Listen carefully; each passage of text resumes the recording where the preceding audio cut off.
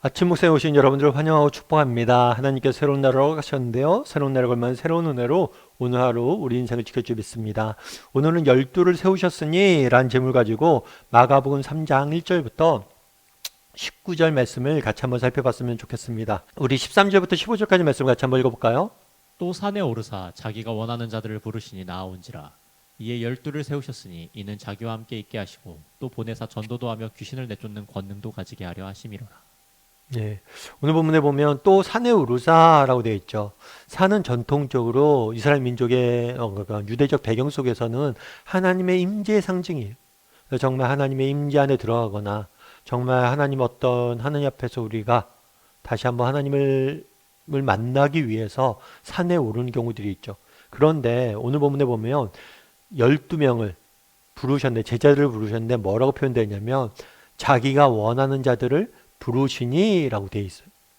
다르게 말하면 그 당시에 그러니까 선생님은 이제 스승과 지금 제자와의 관계잖아요. 그런데 그 당시에 어땠냐면 제자가 스승을 선택하는 거죠. 마치 그런 거죠. 우리도 지금 대학교를 갈 때 아이들이 어떻게 해요? 내가 원하는 대학을 가잖아요. 그래서 통상적으로는 제자가 스승을 선택하는 걸로 돼 있는데 오늘 본문에 뭐라고 돼 있어요? 자기가 원하는 자들을 부르셨다. 다르게 말하면 예수님이 선택하셔서 제자를 부르셨다는 거예요. 그러니까 그날의 제자들이 제자가 되었어요.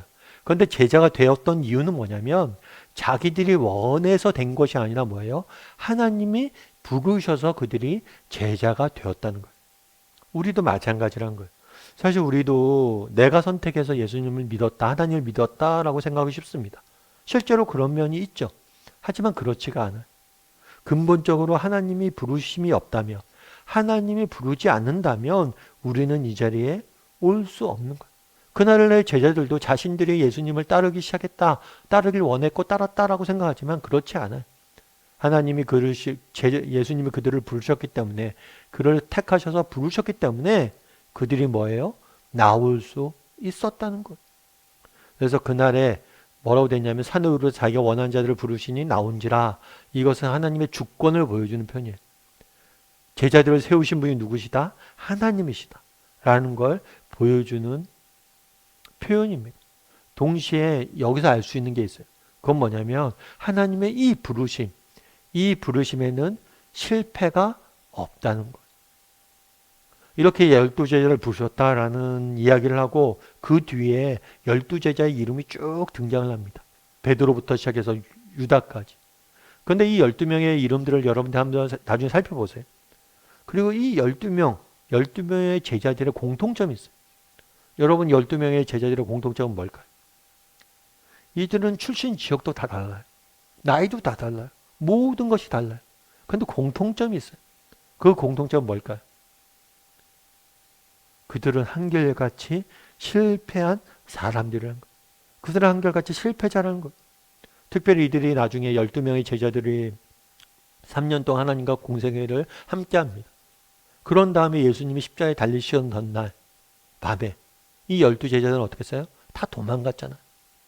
특별히 수제자라고 하는 베드로는 뭘 했어요? 예수님을 3번이나 부인을 했죠. 가룟 유다는 어땠습니까? 가룟 유다는 예수님을 팔았어요.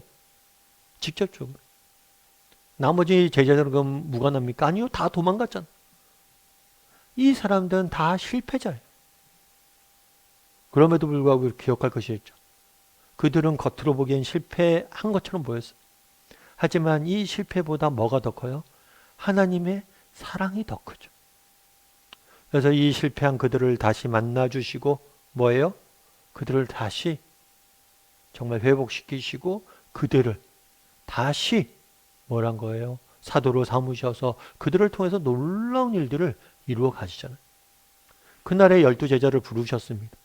이 부르심에 하나님의 주권을 보여줘요. 제자들을 선택한 게 아니에요. 하나님이 부르셔서 그들이 제자가 된 거예요. 뿐만 아니라 이 제자들 사실 선택할 당시만 해도 별 볼 일 없는 사람이었죠. 그리고 나중에 결정적으로 인생을 실패했던 사람들이. 하지만 하나님의 부르심엔 실패가 없어요. 그들을 통해서 놀라운 일들을 하나님께서 이루어가는 걸 우리는 보잖아요. 우리도 마찬가지라는 거예요. 여러분 우리를 부르신 분이 누구십니까? 하나님이세요. 그리고 이 부르심에는 실패가 없으세요. 때로는 우리는 좌절하고 넘어지고 우리의 인생에 정말 역경 가운데 넘어지고 좌절하고 낙심하죠. 하지만 하나님의 부르심엔 실패가 없어요. 부족하고 연약하지만 넘어지지만 우리를 통해서 뭘 하실 거예요? 놀라운 일들을 이루어 가실 거예요. 이 사실을 확신해야 돼요.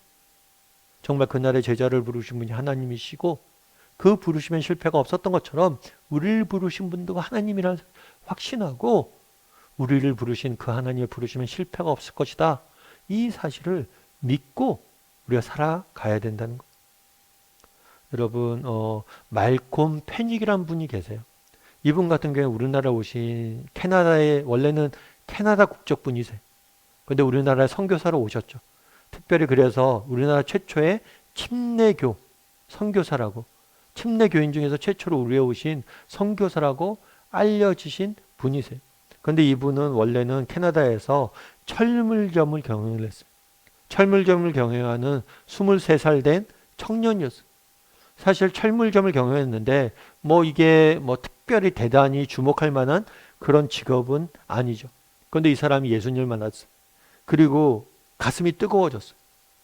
그리고 날마다 성경 보고 기도하고 소그룹도 참여하고 정말 이렇게 열심히 예수님을 믿고 지냈어요. 그런데 어느 날 마태복음 말씀을 읽다가 마음이 뜨거워졌어요. 그래서 나도 정말 하나님 나라를 위해서 쓰임 받아야겠다라는 생각을 한 거예요. 그런데 그 내면엔 두려움이 있었어요. 왜냐하면 그 사람은 아버님이 일찍 돌아가셨어요. 그래서 정규 교육조차 제대로 못 받았어요. 그러니까 초등학교도 제대로 못 나온 거예요. 그래서 그것에 대한 나는 못 배웠다라는 열등감이 늘 가까이 차가 있었던 거예요. 그런데 한 번은 그 사람이 어떤 부흥 집회에 참여했어요. 부흥 집회에 참여했는데 이 부흥의 강사가 마지막 설교에서 이런 말을 했대요. 뭐라고 얘기했냐면 사막에 물이 없어 죽어가는 사람들에게 예쁜 유리잔에 물을 따라 준다면 그는 감사하게 마실 겁니다. 그러나 사실 목말라 죽어가는 사람에게 예쁜 유리잔은 아무런 의미가 없습니다. 찌그러진 깡통에 담아줄지라도 물만 주면 우리는 그를 살릴 수 있습니다. 이 말씀에 정말 가슴이 꽂혔대요. 그래서 하나님 그렇습니다.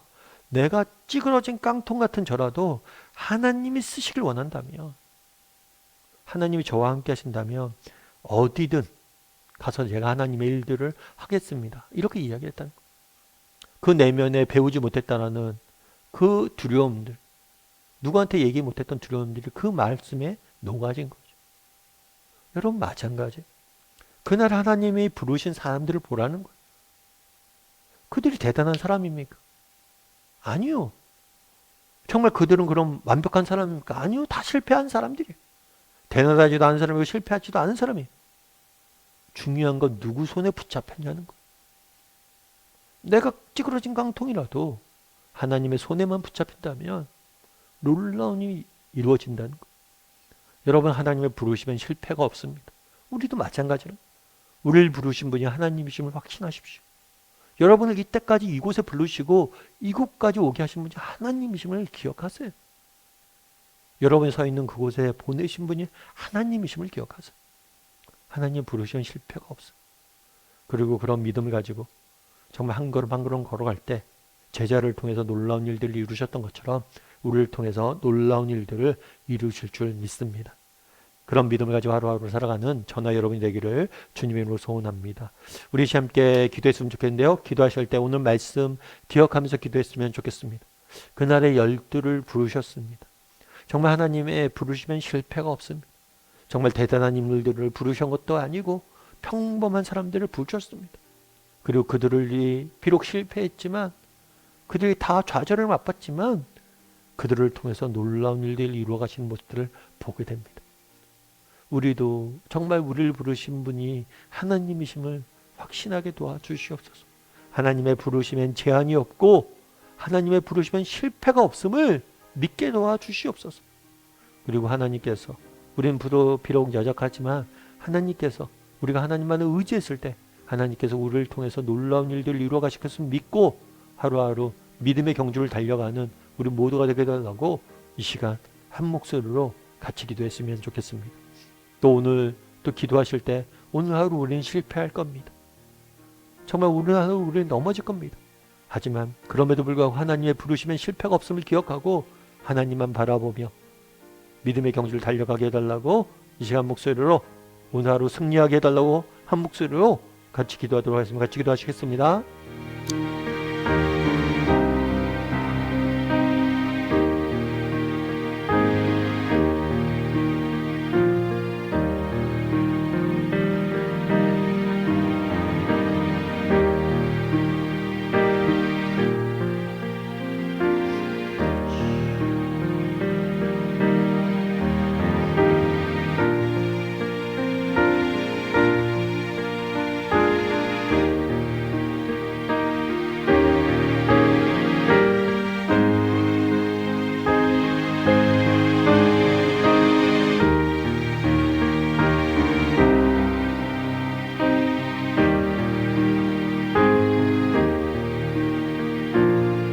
사랑의 하나님, 하나님의 부르심엔 제한이 없음을 믿습니다.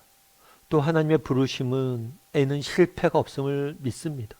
우리를 부르신 분이 하나님임을 믿습니다. 정말 이 부르심에 실패가 없음을 믿사오니 하나님 우리에게 용기를 주시옵소서. 때로는 넘어지고 때로는 좌절한다 할지라도 우리를 부르시고 보내신 분이 하나님임을 믿고 끝까지 믿음의 경주를 달려가는 정말 우리 모두가 될 수 있도록 주여 은혜를 더하여 주시옵소서. 오늘 하루 또 세상 속에 살아갑니다. 정말 우리를 부르시고 보내신 하나님께 이시 계시오니 그곳에 보내신 분이 하나님이심을 믿사오니 정말 믿음을 잃지 않고 걸어갈 때 제자들을 통해서 일하셨던 것처럼 우리의 삶을 통해서도 일하여 주시옵소서. 우리의 가정을, 우리의 일터를, 우리의 정말 우리가 속한 공동체 가운데 빛의 소금의 역할들을 감당할 수 있도록 우리를 지키시고 인도하시고 빚어가실 줄 믿사오며 모든 말씀 예수님의 이름으로 기도드립니다. 아멘.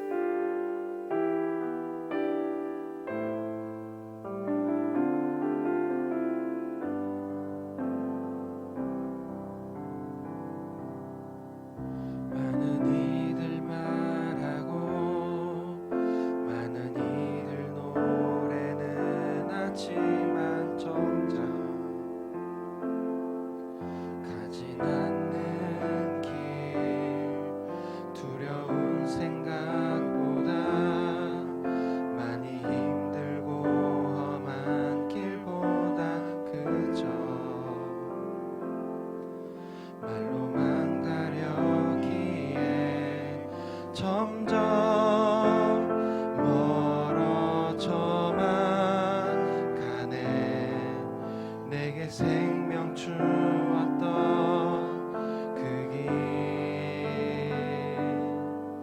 점점 이용하려 하네. 내게 사랑 주었던 그 길 다시 복음 앞에 내 영혼 선해. 주님 만난 그때 나 다시